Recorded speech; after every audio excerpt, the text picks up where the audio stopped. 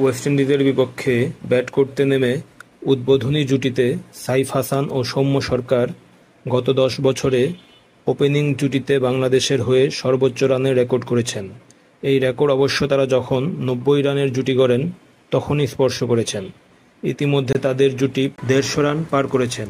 এখনও দুজনই অপরাজিত রয়েছেন। সাইফ সৌম্য দুজনই ৫০ করেছেন। সাইফ ৪৪ বলে ৫০ রান করেছেন এবং সৌম্য ৪৮ বলে ৫০ রান করেছেন। এখনও অপরাজিত রয়েছেন দুজনই। ৫০-র পথে সাইফ ৪টি ৪ ও ৪টি ৬ মেরেছেন। অপরদিকে সৌম্য ৫০ করার পথে ৫টি ৪ ও ২টি ৬ মেরেছেন। এখন দেখার বিষয় এই অবিচ্ছিন্ন জুটিতে তারা কত দূর যেতে পারেন। ওপেনিং জুটিতে বাংলাদেশের সর্বোচ্চ রানের রেকর্ডটি হল ২৯২ রান। তামিম ইকবাল ও লিটন দাস মিলে এই জুটি গড়েছিলেন জিম্বাবুয়ের বিপক্ষে সিলেটের মাটিতে ২০২০ সালের ৬ মার্চ।